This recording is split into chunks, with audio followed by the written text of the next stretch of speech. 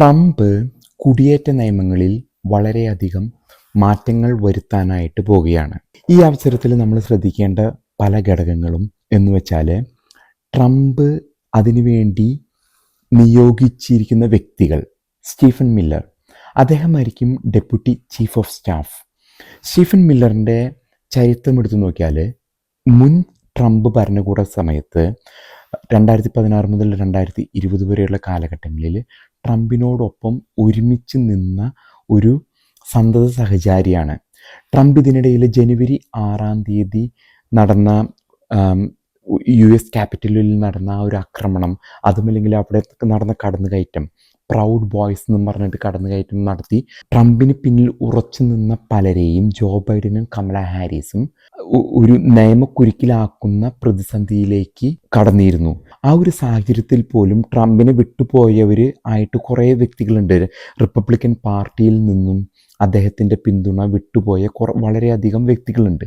എന്നാൽ അദ്ദേഹത്തോടൊപ്പം ഒരുമിച്ച് എല്ലാ പ്രതിസന്ധി ഘട്ടങ്ങളിലും നിന്നവരെയാണ് അദ്ദേഹത്തിൻ്റെ ഇപ്പോൾ തിരിച്ചധികാരം കിട്ടിയപ്പോൾ കൂടെ കൂട്ടുന്നത്.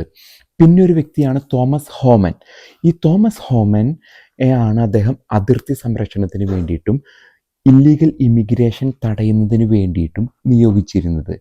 വളരെ കടുത്ത നിലപാടുകളുള്ള വ്യക്തികളാണ് ട്രംപ് ഇതിനു വേണ്ടി നിയോഗിക്കാൻ പോകുന്നത്. ഇപ്പം അടുത്ത് ഇവരിൽ നിന്നും വരുന്ന സൂചനകൾ പ്രകാരം ഇവിടെ അനധികൃതമായി തങ്ങിയിട്ടുള്ള കുറേ വ്യക്തികളെ പുറത്താക്കാനായിട്ടാണ് സാധ്യത കൂടുതൽ. അത് എൻഫോഴ്സ് ചെയ്യുന്നത് ഫെഡറൽ ലോ എൻഫോഴ്സ്മെൻറ്റ് ഏജൻസി ആയ ഐസ് ആയിരിക്കും, ഇമിഗ്രേഷൻ ആൻഡ് കസ്റ്റംസ് എൻഫോഴ്സ്മെൻറ്റ്.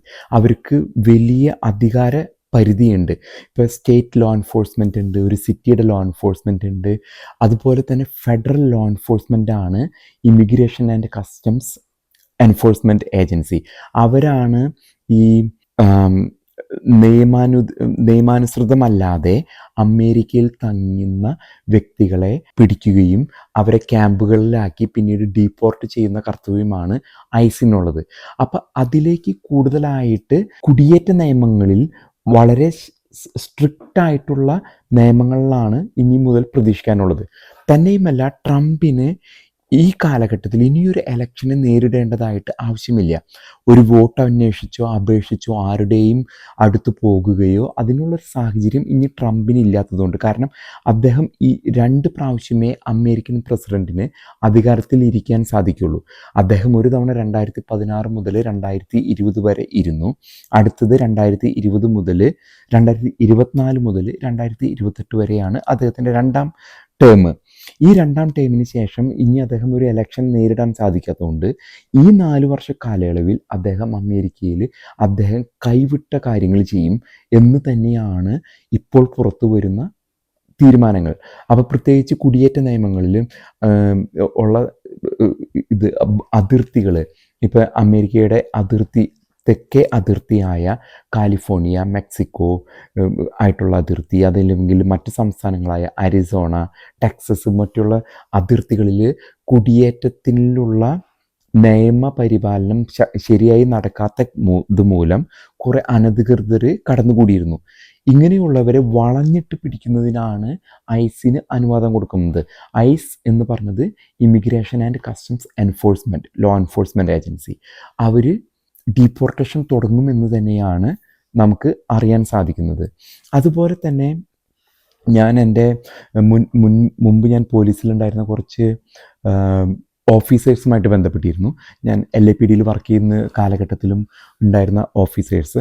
അവരിൽ നിന്നും എനിക്ക് അറിയാൻ സാധിച്ചത് ശക്തമായ നിയമങ്ങൾ ആണ് വരുന്നത്. കാരണം ഇത്ര നാളും ലോ എൻഫോഴ്സ്മെൻറ്റ് ഏജൻസികൾ, പ്രത്യേകിച്ച് ജോർജ് ഫ്ലോയിഡ് പോലെയുള്ള സംഭവങ്ങൾ ഉണ്ടായ സമയത്ത് അമേരിക്കയ്ക്ക് മൊത്തമായി തേടുന്നൊരു സാഹചര്യമാണ് നിലനിന്നിരുന്നത്. ആ സാഹചര്യം മാറി വരുന്നതാണ്. ഈവൻ ലോ എൻഫോഴ്സ്മെൻറ്റ് ഏജൻസിക്കുള്ള ഡീഫണ്ടിങ് ആണ് നടന്നിരുന്നത്.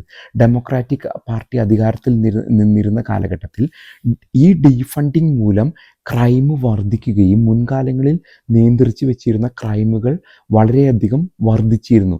പ്രത്യേകിച്ച് അതിർത്തി സംസ്ഥാനങ്ങൾ ഈ കുടിയേറ്റക്കാർ, അതായത് അനധികൃതമായി കടന്നു വരുന്ന ക്രിമിനൽസ്, മെക്സിക്കോ കൂടി കടന്നു വരുന്ന ഗാങ്സ്റ്റേഴ്സൊക്കെയാണ് ഈ ക്രിമിനലുകളുമായിട്ട് മുൻകാലങ്ങളിൽ കൂടുതലായിട്ട് ഈ പ്രദേശങ്ങളിൽ ക്രൈം ചെയ്തിരുന്നത്. ഞാൻ തന്നെ വ്യക്തിപരമായിട്ട് പലപ്പോഴും ഇങ്ങനെയുള്ള ഇതുകൾ, മോഷണങ്ങൾ, പിടിച്ചുപറികളെല്ലാം പലപ്പോഴും ഹാൻഡിൽ ചെയ്തിരുന്ന ഒരു പോലീസ് ഉദ്യോഗസ്ഥനാണ് ഞാൻ LAPD വർക്ക് ചെയ്യുമ്പോൾ. അപ്പോൾ നമ്മൾ അന്വേഷിച്ച് വരുമ്പോൾ കൊലപാതകങ്ങൾ പോലും കാണുന്നത് ഇവർ കൊലപാതകം ചെയ്ത് അതിർത്തി കടന്നു. ഒരു കൊലപാതകം, ഞാൻ ഹാൻഡിൽ ചെയ്ത ഒരു കൊലപാതകം, അവിടെ ചെന്നുമ്പോഴേക്കും ഇദ്ദേഹം തോക്കുമായി രക്ഷപ്പെട്ടു കഴിഞ്ഞു. നിമിഷങ്ങൾക്കുള്ളിൽ അദ്ദേഹത്തിനെ പിന്നീട് ഹോമിസൈഡ് ഡിറ്റക്റ്റീവ്സൊക്കെ ട്രാക്ക് ചെയ്യുന്നത് അതിർത്തിക്ക് അടുത്താണ്. കാരണം നിമിഷങ്ങൾക്കുള്ളിൽ അവർ അതിർത്തിയിലെത്തി അവിടെ നിന്ന് രക്ഷപ്പെട്ടു പോകുന്ന ഒരു സാഹചര്യമായിരുന്നു നിലനിന്നിരുന്നത്.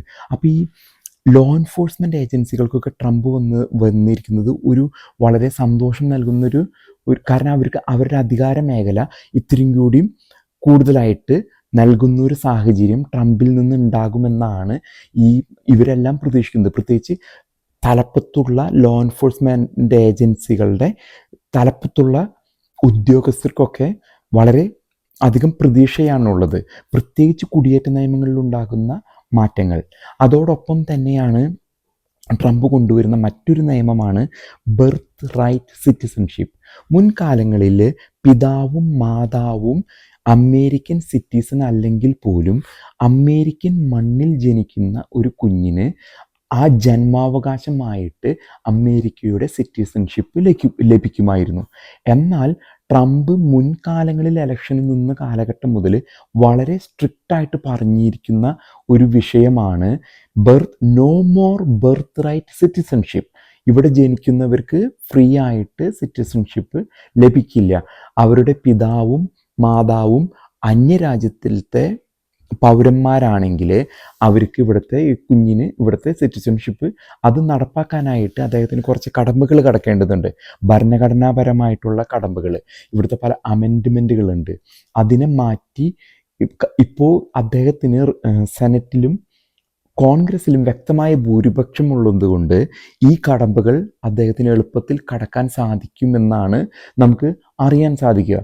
തന്നെയല്ല, അമേരിക്കൻ കോൺഗ്രസിലോ സെനറ്റിലോ ഒരു ബില്ല് വരുമ്പോൾ ചിലപ്പോൾ പ്രതിപക്ഷത്തുള്ള ഡെമോക്രാറ്റിൽ നിന്ന് വരെ അവരുടെ താല്പര്യമുണ്ടെങ്കിൽ അവർ വോട്ട് ചെയ്ത് അത് പാസ്സാക്കാനുള്ള സാധ്യതയും കാണുന്നുണ്ട്.